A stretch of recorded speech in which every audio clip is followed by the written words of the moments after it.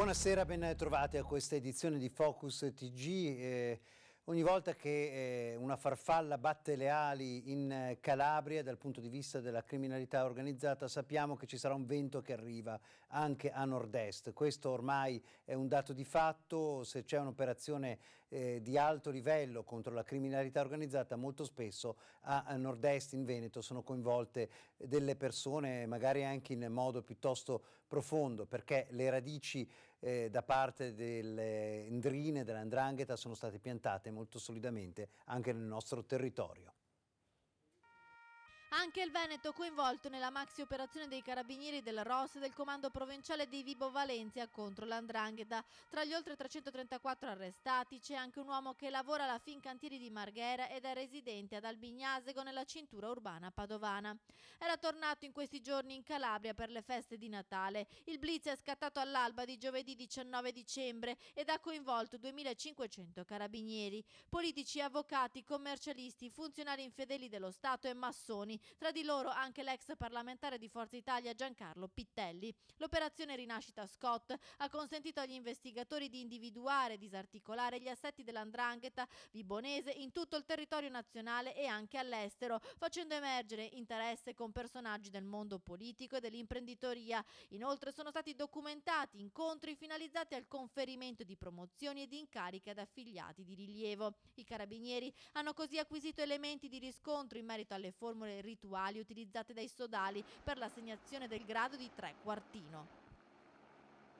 La scomparsa di Samira, solo ieri si era diffusa la notizia del fatto che il marito era indagato per omicidio, una vicenda che abbiamo anche seguito, possiamo dire, con le varie perquisizioni, quasi in diretta. Occultamento di cadavere è l'altro reato per cui indagato, perché come ben sappiamo nessuno ha più trovato Samira. Ebbene, siamo stati a Stanghella, dove la comunità si è stretta soprattutto attorno alla piccola, alla figlia della coppia. Se prima non si trova il corpo, non si può stabilire il fatto. Una mamma non lascia i figli così tanto da soli. È una comunità sconvolta quella di Stanghella, che da 2 mesi dal momento della scomparsa di Samira El-Attar ha 2 preoccupazioni: capire cosa sia accaduto alla donna e soprattutto come sta la figlioletta di 4 anni. Sulla cittadina la notizia dell'iscrizione nel registro degli indagati del marito pesa. Un uomo mite, Mohamed, operaio agricolo, si dice in paese. Da chi ho sentito così a largo raggio, ho detto che è una brava persona, però sa. In municipio la famiglia di Samira e Mohamed non era conosciuta. Qualche anno fa erano stati aiutati con pacchi alimentari, ma poi nulla, fino ai primi di settembre, racconta il sindaco Sandro Moscardi. È stato il primo passaggio di Samira qui da noi, soprattutto per chiedere una posizione lavorativa più stabile. Lei cercava un lavoro con un pochino più di ore per avere un'entrata superiore e magari con una forma anche più sicura. Ci siamo salutati rapidamente ma cordialmente. Ricordo un viso sorridente. Samira si era rivolta all'assistente sociale e all'assessore ai servizi sociali. A loro ha detto che avrebbe avuto intenzione di lasciare Mohamed, il desiderio forse di cambiare vita, non paura del marito, di possibili reazioni violente, racconta l'assessore, tanto che 2 giorni dopo il primo appuntamento era tornata proprio con Mohamed in comune per chiedere se ci fossero novità. Dal 21 ottobre il pensiero è per la bambina, che frequenta la scuola dell'infanzia del paese. Puntualmente 1 o 2 volte a settimana ci rechiamo presso l'abitazione per controllare anche le condizioni igienico-sanitarie dell'abitazione stessa, lo stato di salute della bimba. Dalla scuola non abbiamo alcun riscontro di carattere negativo. Con la figlia di Samira si alternano il papà e i parenti della donna, ci spiegano in comune. Le hanno detto che la mamma ha perso la strada, ma pochi in paese credono sia ancora in vita. Sono già passati 2 mesi e su 2 mesi la dovrebbero aver già trovata. E dopo tutto questo tempo non penso sia fuggita o che l'ha fatta sequestrare da qualcuno, non lo so. Le indagini dei carabinieri continuano. Il marito Mohamed, iscritto nel registro degli indagati con le pesanti accuse di omicidio e occultamento di cadavere, si dichiara innocente. Il suo avvocato chiede che nel luogo del ritrovamento degli oggetti di Samira si continui a cercare. Va detto che ci sono delle vicende in cui si usa a sproposito la parola destino. Questa è veramente incredibile in senso negativo. Un 35enne è stato travolto e ucciso da un camion della nettezza urbana, il cui conducente si era già fermato a soccorrerlo per un precedente incidente. La vicenda è avvenuta ad Eraclea. Erano le 5 del mattino. È finito contro un albero uscendo di strada autonomamente con la sua punto bianca in via Fausta a Eraclea. Ne è uscito illeso, ma Dennis Dorigo, 35enne, originario di Eraclea, residente a Caorle, non sapeva che poco dopo avrebbe trovato la morte. Una tragica morte, proprio da chi si era fermato per prestargli soccorso. Il conducente, 59enne di un camion della nettezza urbana, che vedendo l'auto semidistrutta si è fermato per capire se il 35enne stesse bene, nonostante fosse già sceso dall'auto e che avrebbe detto di non aver bisogno di alcun soccorso. A quel punto il camionista è ripartito, avvisando comunque carabinieri e 118 e senza accorgersene ha investito Dorigo. Dal luogo dell'impatto contro l'albero il corpo del 35enne è stato poi trascinato per alcuni metri fino ad arrivare qui, quando il camionista si è reso conto che era accaduto qualcosa. Sulla dinamica ci sono ancora alcuni aspetti da chiarire. Dalla testimonianza del camionista sotto shock dopo l'accaduto, sembra che il 35enne non avesse gradito la sua chiamata ai soccorsi. Forse poi, una volta risalito sul camion, Dorigo si è spostato in un punto non visibile dall'interno dell'abitacolo e il camionista non l'ha visto. Tutto ora è nelle mani dell'autorità giudiziaria che deciderà se indagare o meno per omicidio stradale il conducente del camion, mentre si attende anche l'esito delle analisi sul corpo della vittima che ieri sera si sarebbe recato ad un appuntamento di lavoro. C'è poi un altro aspetto che si sta cercando di chiarire. Nella pagina Facebook 6 di Eraclea Se è comparso il post di un residente che chiede aiuto per trovare una punto bianca che ha danneggiato la sua auto parcheggiata in via Martiri della Libertà. Ci fermiamo per una pausa.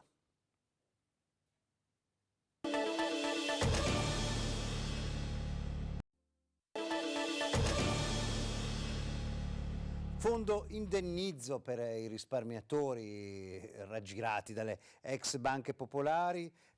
C'è un dato di fatto: nessuno questi soldini di rimborso li ha ancora visti. L'associazione Zilino da Onara, che come sapete è in prima linea dall'inizio, torna a bussare alle porte del Ministero.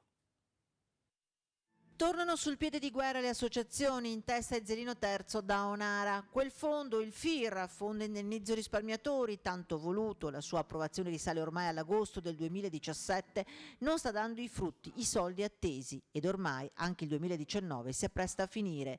Certo, il fondo è garantito, i 500 milioni messi a disposizione per quest'anno sono stati prorogati, le domande di indennizzo al fondo sono state presentate, già 56.000, ed altre arriveranno. La Consop dal 23 di novembre ha iniziato ad analizzarle, almeno si parla di 15.000 quelle già esaminate. E allora perché non pagare?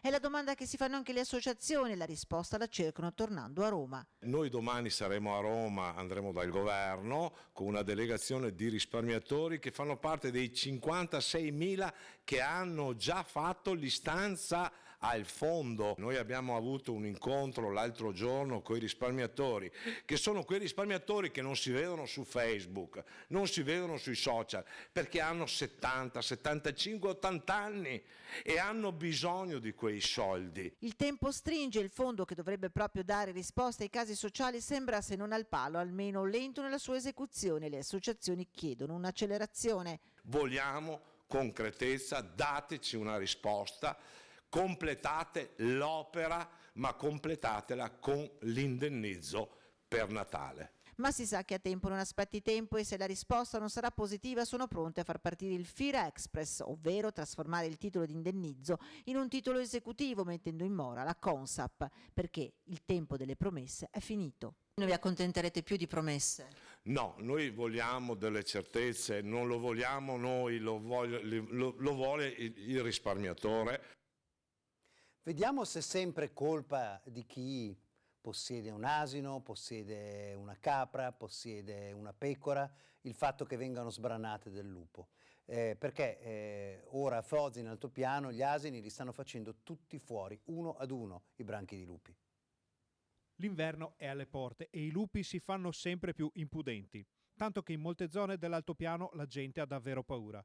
L'ultima predazione riguarda l'abitato di Valcapra di Foza, dove un branco ha sbranato l'asina bianca, cui la famiglia Contri era molto affezionata. Ecco cos'è accaduto. Stamattina mio papà ha avuto l'amara sorpresa di andare, come fa sempre ogni mattina, a vedere i suoi asini, e ha trovato la mamma, la più grande, uccisa e sbranata dai lupi. La scena che si è presentata davanti è stata una cosa veramente orribile, anche indescrivibile, perché non si può dire se non si vede. Le famiglie sanno ora cosa possono fare i branchi affamati e gli ululati arrivano nelle case spaventando la popolazione. Cosa dire in questi casi? Che bisognerebbe provare, non auguro a nessuno di provare quello che abbiamo provato noi. E con questo vogliamo fare un appello perché la gente del paese sappia che i lupi girano intorno alle nostre case. Dei paesani ci hanno detto che li hanno sentiti ululare poco lontano anche da qua, circa 100 metri d'aria, ancora stamattina. La predazione arriva a poche ore dalla diffusione dei dati emessi dalla regione che confermano la portata del fenomeno. Nel 2019 in Veneto sono stati registrati 192 attacchi, con quasi 400 capi uccisi e un centinaio di feriti. Si tratta di dati comunque parziali, che non tengono conto del bestiame del quale non è stato ritrovato nemmeno un brandello. Gran parte di questa strage è stata perpetrata proprio sull'altopiano di Asiago. Nel frattempo, il Consiglio regionale approva un pacchetto di legge statale per il contenimento dei grandi carnivori, legasi alla voce lupi. Il pacchetto approvato dall'Assemblea regionale prevede che, in assenza di altre soluzioni e a patto che non si pregiudichi il mantenimento della specie, si possano catturare o abbattere alcuni capi pericolosi. Resta da capire se e quando tutto ciò diventerà effettivo. Nel frattempo, sull'altopiano, continueranno a piangere i capi sbranati e a gridarsi l'un l'altro al lupo al lupo. E in via Anelli ora effettivamente è cambiato il paesaggio nel complesso Serenissima, questa specie di quartiere disastro che era stato creato e diventato il regno dello spaccio. Una delle palazzine ora è totalmente abbattuta e poi toccherà alle altre. E fuori una. Dalle prime luci del giorno è rasa al suolo la prima delle 6 palazzine del complesso Serenissima di via Anelli, quella verde che si affacciava sulla rotonda. Lavori iniziati il 9 dicembre e quasi conclusi in 10 giorni, meno dei 15 previsti. In realtà stanno lavorando sotto per togliere tutte le macerie. Comunque il paesaggio qui è già cambiato, una palazzina non c'è già più e presto inizieremo con la prossima, sarà quella centrale, lì quella grande che si vede in facciata, la prossima palazzina. Lo skyline o profilo di questa parte del rione Stanga è già molto cambiato. Il termine degli abbattimenti, feste e maltempo permettendo, è stimato per fine febbraio, primi di marzo. L'area dovrà essere pronta per lo scambio con il demanio entro la fine del 2020. Lo dobbiamo anche al quartiere, sottolinea Michalizzi. Mano a mano che ognuna di queste andrà giù, libererà spazio e ci farà capire quanto ricca di opportunità può essere quest'area per tutto il quartiere, soprattutto se la immaginiamo con la sua destinazione, con la sua funzione, che è quella di ospitare la nuova questura di Padova. Parliamo di meningite dopo la pausa e poi altre notizie dal territorio.